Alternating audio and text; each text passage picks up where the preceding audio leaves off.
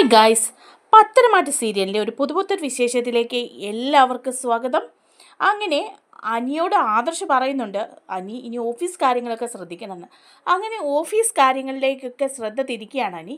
അതിനുശേഷം അനിയുടെ ലോക്കറിൽ നിന്ന് ഒരു 50 ലക്ഷം രൂപ അടിച്ചു മാറ്റുന്നുണ്ട് കേട്ടോ നമ്മുടെ അനാമിക. കൊള്ളിയില്ലാതെ അനാമികയും വേണുവും കൂടിയാണ് അത് ചെയ്യുന്നത്. നമ്മൾ ആ വിശേഷങ്ങളിലേക്കാണ് പോകുന്നത്. വീഡിയോ ഇഷ്ടമായാലൊന്ന് ലൈക്ക് ചെയ്യാനും ചാനലൊന്ന് സബ്സ്ക്രൈബ് ചെയ്ത് സപ്പോർട്ട് ചെയ്യാനും ആരും മറക്കല്ലേ. അങ്ങനെ ആദർശ് അനിയോട് പറയുന്നുണ്ട്, അനി ഇങ്ങനെ ഒരുപാട് പ്രശ്നങ്ങളൊക്കെ ഉണ്ടാവും ജീവിതത്തിൽ. 2 ബ്രാഞ്ചിൻ്റെ ചുമതല നിന്നെ ഏൽപ്പിച്ചതല്ലേ, നീ അതൊന്നും കൃത്യമായിട്ട് ചെയ്യുന്നില്ലല്ലോ എന്ന് പറയാം. അപ്പം അനി പറയുന്നുണ്ട്, അത് ആദർശേട്ടാ, അത് ചില പ്രശ്നങ്ങളൊക്കെ ഉണ്ടായല്ലോ. വല്യമ്മയ്ക്ക് വയ്യാതെയാവുകയും അതുപോലെ തന്നെ അനാമികയുടെ കാര്യത്തിലുള്ള പ്രശ്നങ്ങളും കൊണ്ട് എനിക്കൊരു സമാധാനവും കിട്ടുന്നില്ല. സ്വസ്ഥമായിട്ട് ജോലി ചെയ്യാൻ പോലും പറ്റുന്നില്ല ആദർശേട്ടാ. അനാമികയാണെങ്കിൽ ഏത് സമയവും നന്ദുവിനെയും എന്നെയും കൂട്ടി ഓരോരോ പ്രശ്നങ്ങൾ ഉണ്ടാക്കുക.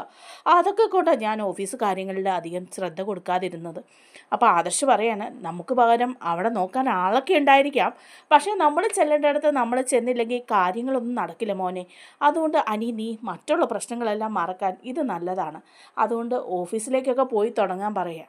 അപ്പോൾ അനി പറയുന്നുണ്ട്, ഇനി എല്ലാ കാര്യങ്ങളും ഞാൻ നോക്കിക്കോളാം ആദർശേട്ടാ, ഇനി അങ്ങനെ വീഴ്ചയൊന്നും വരുത്തില്ല, ഞാൻ ഓഫീസ് കാര്യങ്ങളെല്ലാം ശ്രദ്ധിച്ചോളാം എന്ന് പറയാം.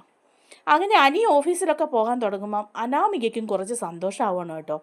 അനിയോട് പറ്റിക്കൂടി നിന്ന് എങ്ങനെയെങ്കിലും ഓഫീസിൽ MD ആക്കണം, എന്നിട്ട് സ്വത്തുക്കളൊക്കെ അടിച്ചു മാറ്റണം എന്നൊക്കെയാണ് അനാമികയുടെ ചിന്ത. അതേസമയം അനിയുടെ അടുത്ത് പറ്റിക്കൂടുക. എന്നിട്ട് അനിയോട് ചോദിക്കുക, നാളെ മുതൽ നീ ഓഫീസിൽ പോകുന്നുണ്ടല്ലേ? അപ്പം അനി പറയാനാ, ഉണ്ട്, എന്താ? അല്ല, നീ പോകണം, ഓഫീസിൽ പോയി അവിടെ എല്ലാ കാര്യങ്ങളും ചെയ്യണം. ഇപ്പം നിനക്ക് 2 ബ്രാഞ്ചിൻ്റെ ചുമതലയേ ഉള്ളൂ അല്ലേ? ഓഫീസിൻ്റെ MD സ്ഥാനം ഇപ്പോഴും ആദർശേട്ടന് തന്നെയാണ്. നിനക്കതൊന്നും കിട്ടുമെന്ന് തോന്നുന്നില്ല. അതിനുള്ള കഴിവൊന്നുമില്ലല്ലോ നിനക്ക്. കവിത എഴുതാനും പാട്ട് പാടാനും ഒക്കെ അല്ലാതെ വേറെ എന്തിനു കൊള്ളാം നിന്നെ? അപ്പോഴേക്കും അനി പറയുക, വേറൊന്നിനും കൊള്ളുക അല്ലെങ്കിൽ ഞാനങ്ങ് സഹിച്ചു, നീ സഹിക്കണ്ട. ഞാൻ ഓഫീസിൽ നാളെ തൊട്ട് പോകാൻ തുടങ്ങുന്നുണ്ടെങ്കിൽ അങ്ങനെ തന്നെ ജോലി ചെയ്യും എന്ന് പറയാണ്. നിനക്ക് വെറുതെ പോയി അവിടെ ഒരു ജോലിക്കാരനായിട്ടിരിക്കാം. അതേസമയം ആദർശേട്ടൻ കമ്പനിയിൽ എല്ലാ കാര്യങ്ങളും ചെയ്യുന്ന കണ്ടില്ലേ? എത്ര പ്രോജക്ട്സാ കമ്പനിക്ക് വേണ്ടിയിട്ട് ആദർശേട്ടൻ നേടിയെടുത്തത്. അതുകൊണ്ടല്ലേ മുത്തശ്ശൻ ആദർശേട്ടനെ MD ആക്കിയത്. നീയും അതുപോലെ ചെയ്യണം. കമ്പനിക്ക് വേണ്ടിയിട്ട് കുറേ അധികം പ്രോജക്ട്സും ഒക്കെ നേടണം, കുറേ അധികം എഗ്രിമെൻ്റൊക്കെ ഒപ്പിച്ചെടുക്കണം. എന്നാലേ ഉള്ളൂ നിനക്ക് അവിടെ ഒരു വില കിട്ടുള്ളൂ. അങ്ങനെയാണേലേ കമ്പനിയുടെ MD സ്ഥാനവും കൂടുതൽ കമ്പനികളും ഒക്കെ നിൻ്റെ പേരിൽ വരുള്ളൂ.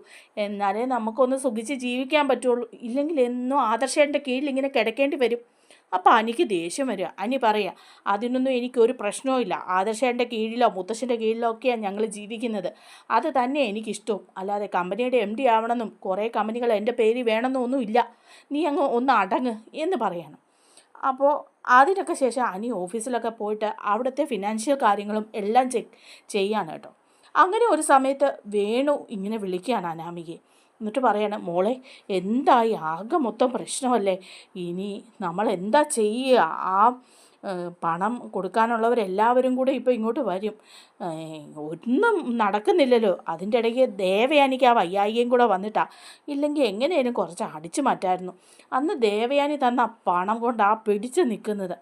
ഇനിയിപ്പോൾ എന്താ ചെയ്യുന്നത്? നീ എങ്ങനെയെങ്കിലും കുറച്ച് പണം ഒപ്പിച്ചതാ എന്ന് പറയുമ്പോഴേക്കും അനാമിക പറയും, ഞാൻ എങ്ങനെ ഒപ്പിക്കാനാ അച്ഛാ? ഇവിടെ അനിയാണെ ഉടക്കി നിൽക്കുക. അവനോട് ചോദിച്ചാൽ അവൻ വല്ലതും തരുമോ?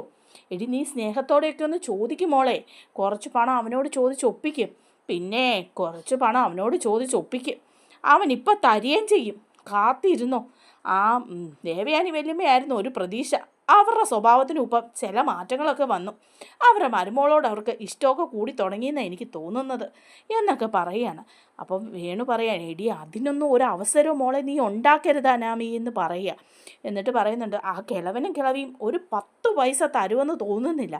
കാരണം ഉള്ള സ്വത്ത് ആദർശിൻ്റെ കുഞ്ഞിനുമാണെന്ന് പറഞ്ഞു. പിന്നെ അതുകൂടാതെ നവ്യയ്ക്കും അവളുടെ കുഞ്ഞിനും കുറേ സ്വത്തുക്കൾ എഴുതി വെച്ചു, അവരുടെയൊക്കെ സുരക്ഷിതത്തെ കരുതിയിട്ട്. എനിക്കും മാത്രം ഒന്നുമില്ല. അല്ല, എനിക്കൊന്നും വേണമെന്ന് അവന് ആഗ്രഹവും ഇല്ല. പിന്നെ നമ്മൾ ചോദിച്ചാൽ ആ കിളവൻ തരികയില്ല. അയാൾക്ക് എന്നെ കണ്ണിന് കണ്ടുകൂടാ എന്നൊക്കെ പറയുക. അപ്പോൾ വേണു പറയുക, എന്തേലും ചെയ്യും മോളെ, എങ്ങനെയും അനിയുടെ കയ്യിൽ നിന്ന് അടിച്ചു മാറ്റ്. ഇപ്പോൾ അവൻ ഓഫീസിലെ കാര്യങ്ങളൊക്കെ നോക്കാൻ തുടങ്ങിയില്ലേ? അപ്പോൾ പണമൊക്കെ കൈകാര്യം ചെയ്യുന്നുണ്ടായിരിക്കും. ഈ ഒന്ന് ശ്രദ്ധിച്ചാൽ മതി, എങ്ങനെയും കുറേ പണം അടിച്ച് മാറ്റും. ഇനിയിപ്പോൾ അടിച്ച് മാറ്റുമ്പം കുറച്ച് കൂടുതൽ അടിച്ച് മാറ്റണം കേട്ടോ, ഇല്ലെങ്കിൽ രക്ഷയില്ലെന്ന് പറയാണ്. അപ്പോൾ അനാമികയും പറയാം, അത് ഞാൻ മനസ്സിൽ കരുതിയിട്ടുണ്ട്, എന്നായാലും അനി എന്നെ ഉപേക്ഷിക്കും, അതിനു മുമ്പ് കുറേ പണമൊക്കെ അങ്ങ് അടിച്ച് മാറ്റണമെന്ന്. അങ്ങനെ അനാമിക ഇങ്ങനെ തക്കം പാർത്തിരിക്കുകയാണ് കേട്ടോ, എങ്ങനെയെങ്കിലും കുറേ പണം അടിച്ച് മാറ്റി വേണുവിന് കൊടുക്കാനായിട്ട്. അതേസമയം അനിയാണെങ്കിൽ ഒരു ചെക്കിൽ സൈൻ ചെയ്യുകയാണ്, ഒരു 50 ലക്ഷം രൂപയുടെ ചെക്ക് ഓഫീസ് ആവശ്യത്തിന് വേണ്ടിയിട്ട് സൈൻ ചെയ്യുകയാണ് കേട്ടോ. അത് വീട്ടിൽ ഇരുന്നാണ് ചെയ്യുന്നത്. അപ്പോൾ ഇത് അനാമിക ശ്രദ്ധിച്ച് നിൽക്കുക. എന്നിട്ട് ചോദിക്കുന്നുണ്ട്, ഇതെന്താ അനി? അപ്പോൾ പറയാണ്, ഇതൊരു ചെക്കാണ്, നാളെ സ്റ്റോക്ക് എടുക്കാൻ വേണ്ടിയിട്ട് ആ ഗോൾഡിന് കൊടുക്കാനാണ്, ഒരു 50 ലക്ഷം രൂപയുടെ ചെക്ക് സൈൻ ചെയ്ത് വെക്കുകയാണെന്ന് പറയണം. ഓ അങ്ങനെ, അപ്പം നീ സൈൻ ചെയ്തൊക്കെ ചെക്കൊക്കെ കൊടുക്കാൻ തുടങ്ങിയല്ലേ എന്നൊക്കെ പറഞ്ഞ് ഇങ്ങനെ നോക്കി നിൽക്കുക. അനി അത് പതുക്കെ ലോക്കറിൽ വെക്കുകയാണ് കേട്ടോ, പിറ്റേ ദിവസം കൊണ്ടുപോകാനായിട്ട്. അങ്ങനെ ലോക്കറിൽ വെച്ച് പൂട്ടിയിട്ട് അനി കിടന്ന് ഉറങ്ങുകയാണ്. അപ്പോൾ അനാമികയ്ക്ക് ലോക്കറിൻ്റെ നമ്പറും എല്ലാ കാര്യങ്ങളും അനാമിക ശ്രദ്ധിക്കുന്നുണ്ട്. അതിനുശേഷം അനി ഉറങ്ങിക്കഴിയുമ്പോഴേക്കും അനാമിക പതുക്കെ എണീക്കുകയാണ്. എണീറ്റ് കഴിഞ്ഞ് ആ ലോക്കർ തുറന്ന് ആ ചെക്ക് എടുക്കുകയാണ് കേട്ടോ. ചെക്ക് എടുത്ത് അനാമിക മാറ്റി വയ്ക്കുകയാണ്. ആ സമയത്ത് അനി അതൊന്നും ശ്രദ്ധിക്കുന്നില്ല. രാത്രി തന്നെ മാറി നിന്നിട്ട് അനാമിക വേണുവിനെ വിളിക്കുകയാണ്. അച്ഛാ, ഇങ്ങോട്ട് വരികയാണെങ്കിൽ അച്ഛൻ ഇപ്പോൾ ഒരു ചെക്ക് തന്നു വിടാം, നാളെ അത് ബാങ്കിൽ കൊണ്ട് മാറിക്കോണം. കാരണം എന്താണെന്ന് വെച്ചാൽ അനിയുടെ ലോക്കറിൽ നിന്ന് ഞാൻ അടിച്ചു മാറ്റിയതാണ്, പണമായിട്ട് സ്വർണ്ണമായിട്ട് ഒന്നും കിട്ടാനില്ല. അതുകൊണ്ട് ചെക്കെങ്കിൽ ചെക്ക് 50 ലക്ഷം രൂപയുടെ അച്ഛാ. അത് കേൾക്കുമ്പം വേണു ഞെട്ടോ, 50 ലക്ഷം രൂപയുടെ ചെക്കോ? ഹോ എൻ്റെ മോളെ, ഞാൻ ഇപ്പം തന്നെ വരാം, അന്നിത്താ എനിക്കിതൊക്കെ കേട്ടിട്ട് എൻ്റെ കൈയും കാലും ഒക്കെ പെരുക്കുന്നു എന്നൊക്കെ പറയുക കേട്ടോ. എന്നിട്ട് വേണു അവിടുന്ന് പാഞ്ഞു പിടിച്ച് വരികയാണ് രാത്രി തന്നെ.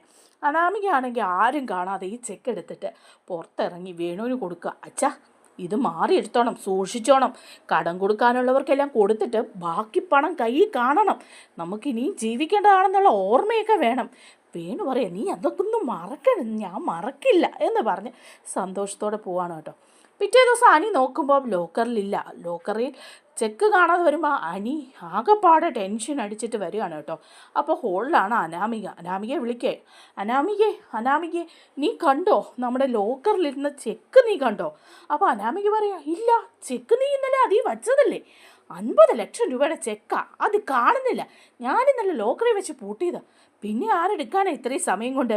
സമയം ഉച്ച കഴിഞ്ഞല്ലേ ഉള്ളൂ അനി, അവിടെ കാണും, നീ ഒന്നുകൂടി നോക്ക്. അപ്പോൾ അനാമികയോട് അനി പറയാം, നീ എങ്ങാനും എടുത്തോ, നീ മാത്രമേ കണ്ടുള്ളൂ ഞാനത് അവിടെ വെക്കുന്നത്.